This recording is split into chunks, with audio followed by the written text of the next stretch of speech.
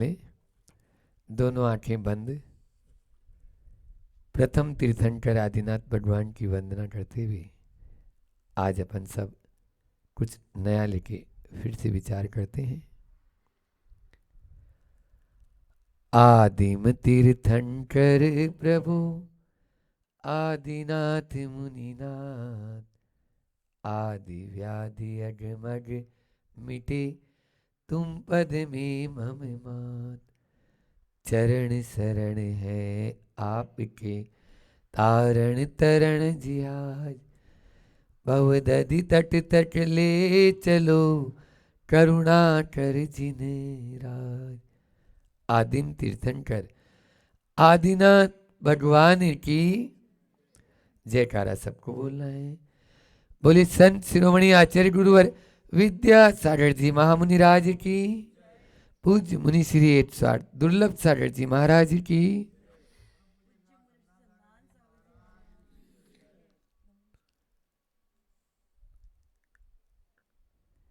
एक भिखारी जिंदगी भर भीख मांगता रहा और जैसा सबके साथ होता है वैसा वह भी जवान से बूढ़ा और बूढ़ा से एक दिन उसके प्राणांत भी हो गए। गांव के बाहर रहता था एक झोपड़ी में, वहीं पर वह देहावसान को प्राप्त हुआ। लोगों ने सोचा क्यों न यहाँ इसकी कब्र खोद कर इसको यहीं पर कर दे। कब्र खोदने के लिए वहां पर खुदाई की, वहां पर एक बहुत बड़ा खजाना मिला। जहां पर वो प्रतिदिन बैठकर भीख मांगता था, उस स्थान के नीचे देखा खोद कर तो वहां एक बहुत बड़ा खजाना मिला। आप लोग भी समझ रहे होंगे, जो माला माल था जिंदगी भर वो फटे हाल रहा। जिंदगी भर फटे हाल रहा क्यों? क्योंकि उसको मालूम नहीं था कि यहां पर खजाना है। हम सब भी देखें कि हमारे पास में कितना खजाना है, किस वैभव को हमारे भीतर जो विद्यमान है उस वैभव को देखें, उस शक्ति को पहचाने और उस क्षमता और सामर्थ्य का उपयोग करें। लेकिन हम शक्ति सामर्थ्य और उस वैभव क्षमता को नहीं पहचान रहे, इसीलिए दर दर के भिखारी की तरह भटक रहे हैं। यदि उस शक्ति और क्षमता को पहचान लेंगे तो निश्चित रूप से उस भिखारी जैसी हालत हमारी नहीं होगी, क्योंकि हमारे भीतर में वह है लेकिन उसका मालूम नहीं है। अल्फाबेट की आज इस सीरीज में हम के पर बात करना चाहेंगे, और के लिए नॉलेज, के फॉर नॉलेज यानी ज्ञान। ज्ञान होना जरूरी है।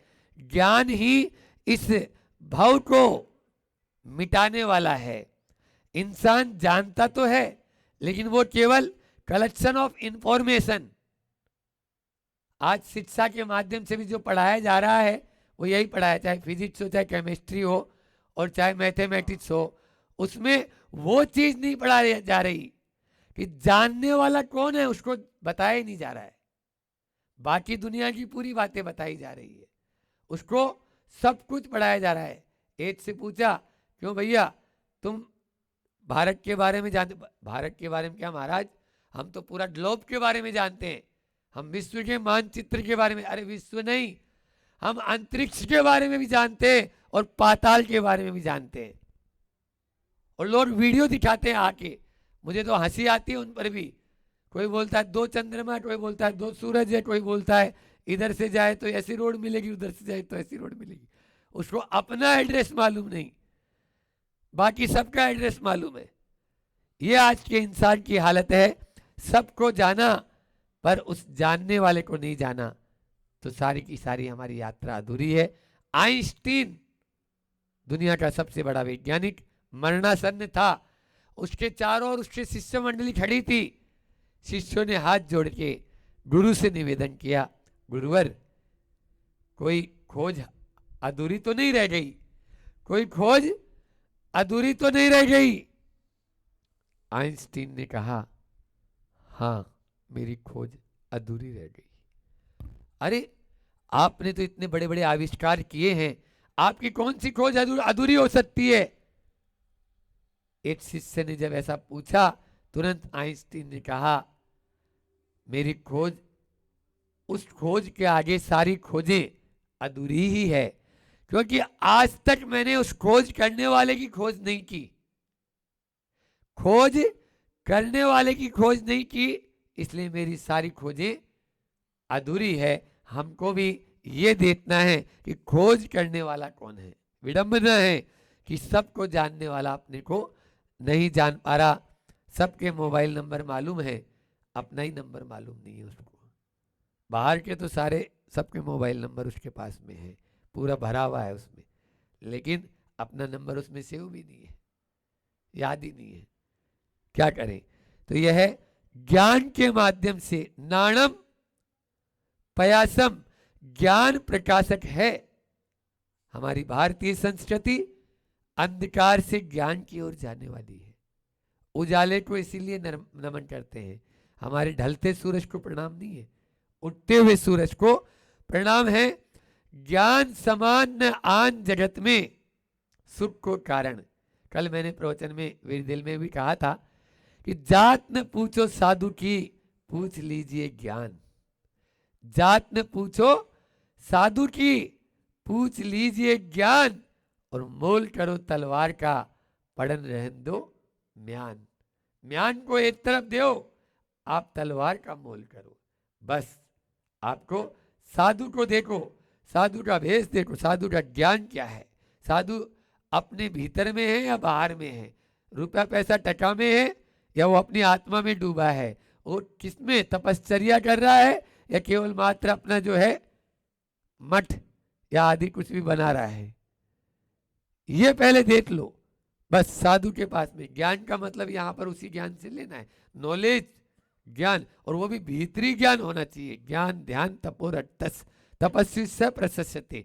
आचार्य समंतभद्र स्वामी कह रहे हैं, जो ज्ञान और ध्यान में रत रहते हैं, ऐसे ही तपस्वी प्रशंसा के योग्य हैं और ऐसे ही तपस्वी पूज्य हैं। ऐसा तो यहां पर दो तीन उदाहरण देता हूं कि ज्ञानी या ज्ञान के माध्यम से किस प्रकार से हम अपने आप को स्टेबल कर सकते हैं। समझ में आ रहा है? ज्ञान होता है तो हम अपने आप को बहुत उच्च स्थान पर ले जा सकते हैं, या इस व्यवहारिक लोक जीवन में भी अच्छे से रह सकते हैं, ऐसा समझ लो। जैसे मान लीजिए आपको फीवर आया, ठीक है, 102 103 या 104 हुआ, आप किधर जाएंगे? हॉस्पिटल तरफ भाग जाएंगे। हमें फीवर आया 105 106 भी हो गया, कहां जाएंगे? बोलो कहां जाएंगे? अपने ज्ञान का उपयोग करेंगे। हम तन में ड्रिप नहीं लगाएंगे, मन में ड्रिप लगाएंगे। बस आप लोग तन में ड्रिप लगवाते हो और हम मन में ड्रिप लगाते हैं, और जैसे ही मन में ड्रिप लगाते हैं टेम्परेचर अपना आप डाउन आ जाएगा। ये शरीर तो व्याधियों का मंदिर है, शरीर व्याधि मंदिरम।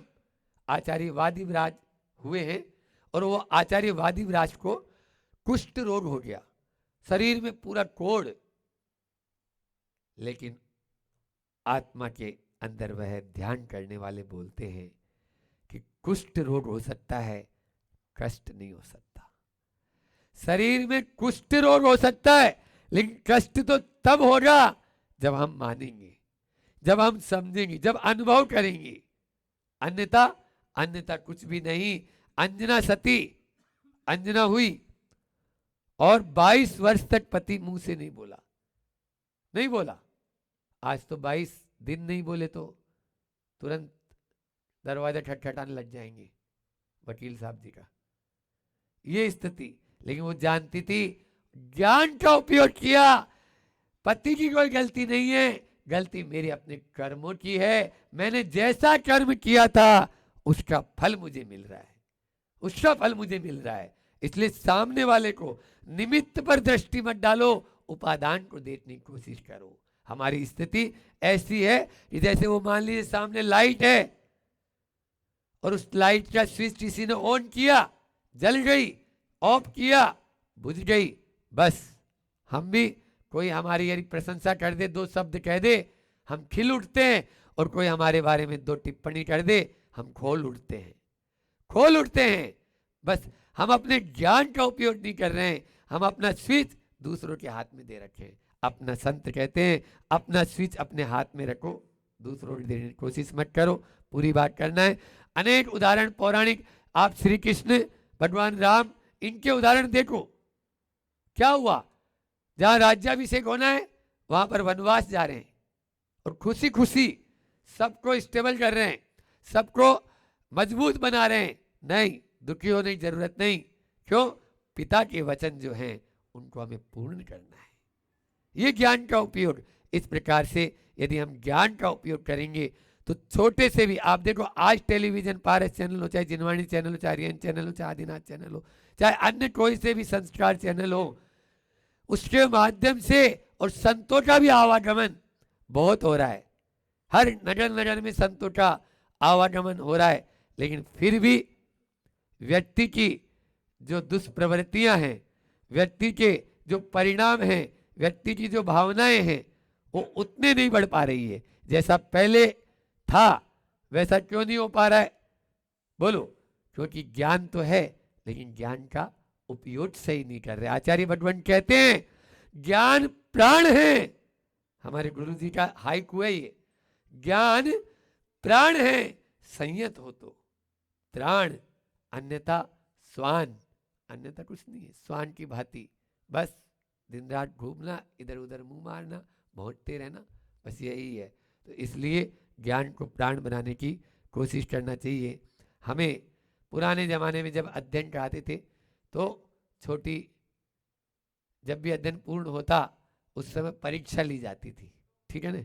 आप भी अपने ज्ञान को और उन्नत बनाना चाहते हो और अपने जीवन को सफल और अच्छा बनाना चाहते हो, तो 4 आपको बिंदु देता हूं जो आज के पर करना है अपन को बात। के फॉर नॉलेज तो बता दिया मैंने, के फॉर की।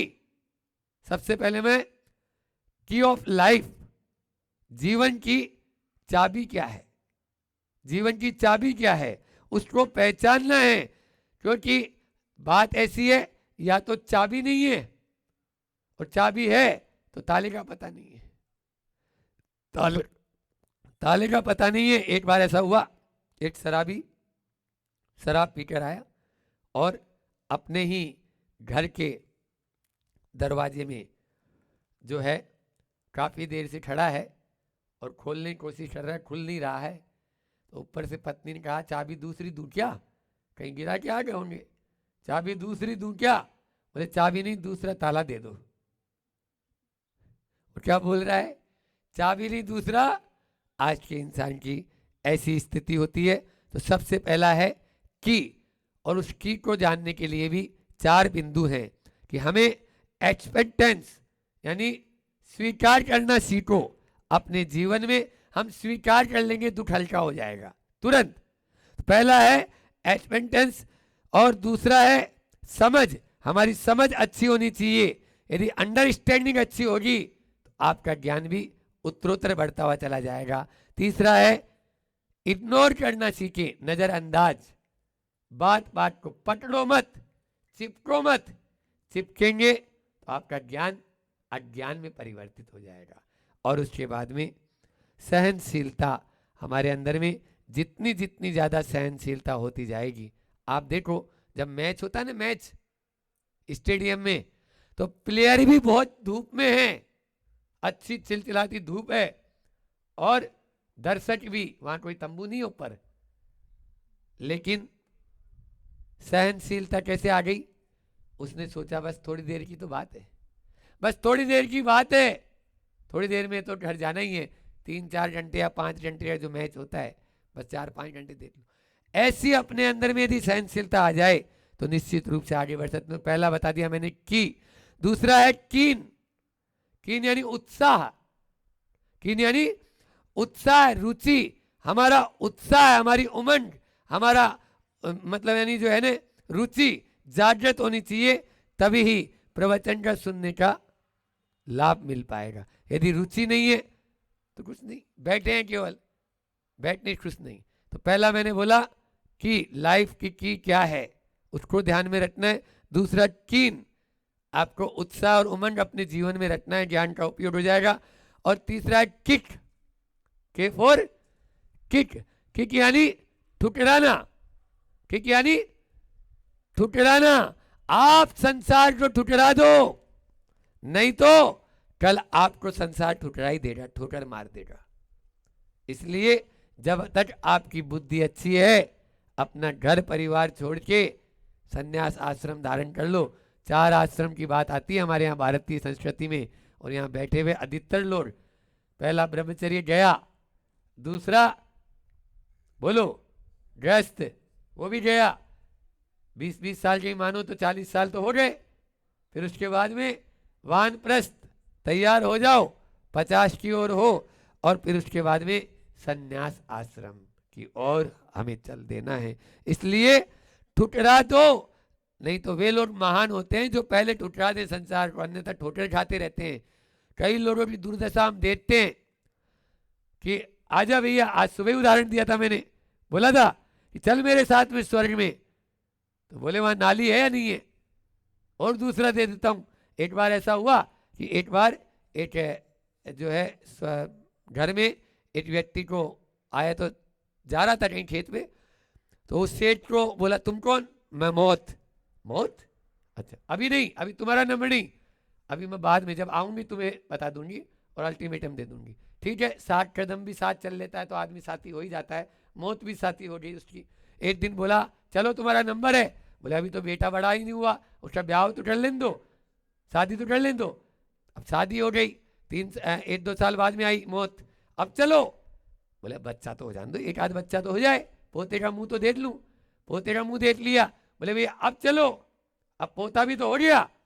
जब पोता हो गया तो 3 साल बाद में, तो बोलते तुम मेरे पीछे क्यों पड़ी हो, और कोई नहीं मिला क्या? ये होता है। इस प्रकार से आदमी वो सब कुछ भूल जाता है। और यदि ये सब बात ध्यान रखोगे तो आपको किंग, राजा बनाने से, के और किंग, राजा बनने से कोई रोक नहीं सकेगा। तो मैंने बता दिया, आप अपने ज्ञान का सदुपयोग करना चाहते हो तो सबसे पहले लाइफ की क्या है उसको ध्यान में रख लो, और लाइफ की के बाद में किक मारो। दूसरा कीन, उत्साह और उमंग रखो, और उसके बाद में किंग। आप एक बच्चे ने प्रश्न पूछा, महाराज जी आपको महाराज क्यों बोलते हैं? तो मैंने बोला जो दुनिया पर शासन करे वो राजा कहलाता है, और जो अपने आप पर शासन करे वो महाराजा कहलाते हैं। जो दुनिया पर शासन करे वो राजा कहलाता है, और जो अपने आप पर शासन करे वो महाराज कहलाते हैं। इस प्रकार से अपने आप पर हमें शासन करना है, दूसरों के ऊपर राज नहीं, अपने आप पर राज करने की कला आप लोगों को आज बताई है। इसके माध्यम से, इस ज्ञान के माध्यम से ही हम अपने उस अनादि के संस्कार को समेट सकते हैं, अन्यथा यह तो बढ़ता ही चला जाएगा। इसलिए ज्ञान को, अपने नॉलेज, संसार का नॉलेज रखने की जरूरत नहीं है, हमें भीतर का तुस मास भिन्नम शिवभूति महाराज, इतना सा बस याद रख लिए। बस ये शरीर तुस है और इसमें आत्मा मास यानी उड़द या उसका जो है वो है दाल है। बस उस दाल और छिलके का इतने में आपका काम हो जाएगा, और बाकी तो सब विस्तार है। हाँ, जीव अलग और पुद्गल अलग, इतना ही यदि याद रख लेंगे तो आपको फिर कहने की या उपदेश देने की ज़्यादा ज़रूरत नहीं है। उसको ग्रहण करें। इसी भावना के साथ अपनी वाणी को विराम देता हूँ। समय भी आप लोगों का पूर्ण हो चुका है। बोले अहिंसा परमो धर्म की। आचार्य गुरुवर विद्यासागर जी महामुनिराज की